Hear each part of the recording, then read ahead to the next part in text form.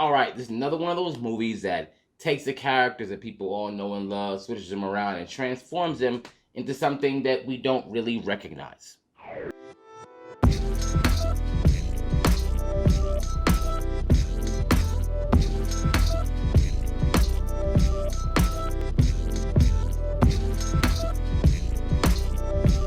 Hey, what's up, nerd fam? This is your boy Gashawn. I want to welcome you to Enter the Nerd. Today, we're going to talk about G.I. Joe Origins Snake Eyes, that movie that just came out. Now, I just came from seeing it actually yesterday. It took a few days to actually do that. And, you know, it wasn't really good. But I tried to give it a break because I wasn't going to give it exactly the same view that I do for comic book movies, only because even though there is source material, it's not exactly the same every single time. Now, there are some commonalities, but they aren't exactly the same. So I was free for them to do some moving around, like maybe add some new things, and I'm good with that. However, there were some moves they made which were either nonsensical or just didn't really go with the story and actually did an injustice to some of the characters. And let's just get right into that. Starting off with the title character, Snake Eyes, right? Who gets his literal name because the guy who killed his father had a pair of dice that kept landing on, you guessed it, Snake Eyes, right? You see in the beginning that he's like some type of like cage fighting type brawler who gets discovered by a dude in the Yakuza who knows everything about his life, even though he's noticeably been off the grid by most other people for some reason. The Yakuza, sorry. He had a whole bunch of like clippings in his hotel room. Apparently they knew everything else about the rest of his life as well. Whatever.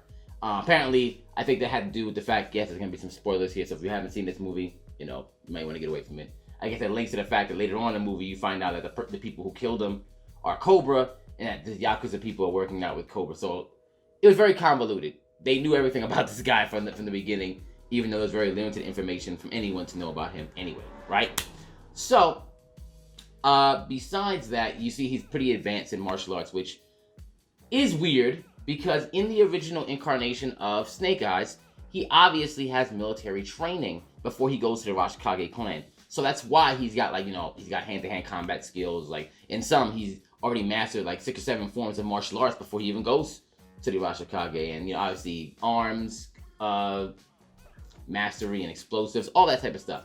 But here, it's just that, you know, from a little kid to now, he's been seeking revenge on the guy who killed his father, and I guess just built up hand-to-hand skills. All right, a person learning martial arts is not that, and being really good at it, and, you know, just learning upon themselves, that's not unbelievable.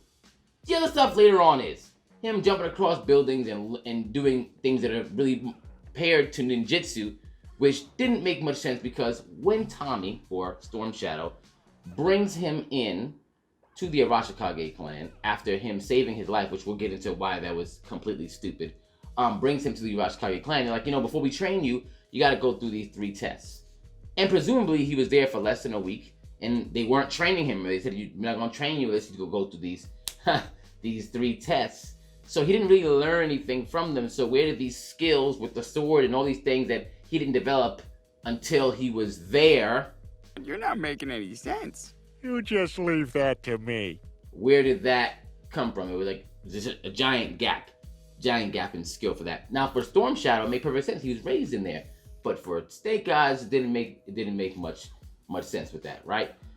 But going back to Tommy was undercover for the Yakuza, where he met Snake Eyes. He's undercover for the Arashikage clan, apparently, like, you know, looking out after the leader, who happens to be his cousin.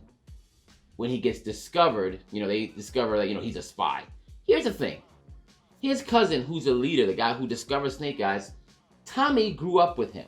Now, it is presumed from the beginning of this movie, in the beginning of this movie, that Tommy had been working for this Yakuza guy for a while. But it's his cousin. How is he now finding out? Pretty much, this was a cousin that tried to kill him for leadership of the Arashikage clan, and that's why they have beef with each other. And that's why right now he's looking out after his Yakuza stuff to see, like, you know, if he's going to do anything to endanger Japan. Now, if there's somebody who I tried to kill, who I grew up with, you think you're not gonna recognize him because, let's just say, he has a beard on? Come on.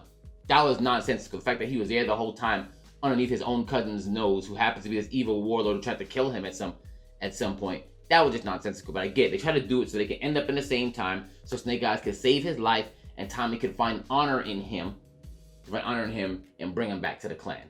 So, this brings me to another part about Snake Eyes.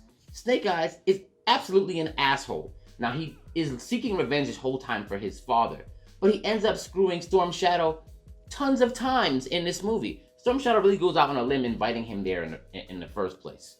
And he steals from the clan. He goes out. He's pretty much there as a plant. He's actually working for his cousin to get access to this weird gem orb thing, which later on you find out when you hold it, it gives you the ability to use like pyrokinesis or something like that. It's very, very odd, but it does happen in the actual movie, whatever. But he wants him to give him that orb, so then he will then give you the person who actually killed his father and works for COBRA. And obviously COBRA is here just so they can conveniently place SCARLETT and BARONESS in it and kind of inject some G.I. Joe stuff in here, which to me was not necessary, because there was something very original they could have done in this movie that had been very straightforward. Even though this Kenta storyline with the whole cousin Yakuza thing didn't really exist in a lot of the other source material, that's fine. What they could have done is just make this an Arashikage and a Yakuza-centric storyline, where Snake Eyes, he's who he is, goes to the Arashikage clan, gets extensive training, absorbs the culture, he becomes beloved, and then their beef with this guy Kenta becomes him. Becomes his. I don't know what happened there. Tongue-tied, right? Their beef becomes his, and he decides to fight alongside them in their war against Kenta and maybe his own rival clan that he creates to rival the Arashikage. And maybe they're also trying to put Japan in danger. And there you have this whole origin of how he becomes whatever he's going to become. Now here's the thing. Everybody knows about Snake Eyes, because Snake Eyes is probably the most loved character in G.I. Joe just because of how he looks. He's the enigmatic, dressed up in this cool costume. Now, one thing that people know is that he's silent. Now, whether he's silent because of an oath he took, or silent because he physically cannot talk because his vocal cords were damaged due to an accident, neither of which happens in this movie. And that stuff is supposed to happen pretty much before he even gets this suit. But he gets this suit at the end of the movie, and he's still talking and stuff. Now, also at the end of the movie, it's something else to mention, even before the end of the movie, but Hardmaster, who was played by Iko Uwais, right? Him. Now, I was really excited for this character because obviously Iko was an amazing martial artist. You've seen him in tons of movies. And I thought, okay, they were going to age him up and make him the master and head of the Arashikage like it is in the source. But instead, they just made him and Blind Master just really, really loyal guys who are pretty skilled at martial arts underneath Tommy's grandmother, who also, that doesn't really exist, and made her the head. I'm not really sure why they went with that. Because to be honest, and Hardmaster, if they went with that, I was wondering why Hardmaster wasn't also still related to Tommy, and that could have been the guy who, let's just say, in the movie they choose him over Tommy or whatever like that. But instead, they kind of just moved stuff around. I don't know why they did. It didn't.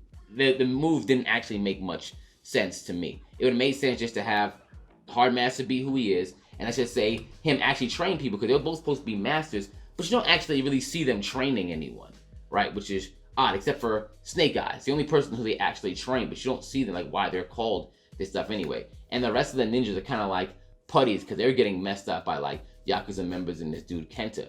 And I'm just gonna say, once again, Snake Eyes is a douche. Like, he causes half of the best of stuff that happens in this movie to the Arashikage. And Storm Shadow then pretty much has to excommunicate himself, because now, because of some actions that he had to take, mind you, he was forced to take because Kenta had that orb. He dropped the orb somehow, and he, mind you, already destroyed half the village the Arashikage is in. So Tommy, how dare him, use that orb pretty much in self-defense against Kenta, and he gets blamed for it by his grandmother. You're not supposed to do that. We have an oath to not use it. Meanwhile, this guy destroying half the village, and she says, oh, there's not going to be any more. I'm going to be the last of this family leader as Arashikage. It ends with me. Didn't make any sense. That doesn't make any goddamn sense. So he gets screwed by Snake Eyes. He gets screwed by his own, by the leader of that. He's not even the villain. So when he goes to COBRA later on at the end, you're like, okay, I understand why he's so pissed off. And then Snake Eyes have got to go get him back. It's like, why would he want to hear from you? It's your fault all of this is happening. Literally, Snake Eyes is the catalyst to all the bad shit that happens in this movie. Like, he's not likable. They don't make him likable. And again, it's supposed to be a redemption story, but damn! One way to really, like, subvert your expectations for a character. A big thing that I can't be remiss to mention is this is an action movie. The martial arts, you can barely see it. The cinematography is kind of bad. It's either close-up and shaky cam. How you gonna have a martial arts based film and you can't see the martial arts that's happening on screen? Doesn't really make much sense. That was something big for me, and I'm a big choreography person, especially with martial arts. And if I can't see what's going on, and I could tell there were some things that Andrew Koji and Henry Golding were actually able to do, and obviously Ego can do. And Ego shot his correctly, because when you saw him, it was shot from the right, as he does in like The Raid. And you see him going like this profile. That's what he does, so you can see him. But the other scenes that weren't shot, and wasn't, you can tell a lot of, that wasn't him. That shaky stuff, yeah, wasn't very good. Let me know what you think about this. Did you love this movie? Did you have fun? 'Cause I can see if you had fun. See if you had fun with it. But there was just something that it was just odd. It wasn't, for me, it just wasn't very good. Let me know. Let me know what you think about it. Let's talk about it in the comments. And yeah, Enter the Nerd.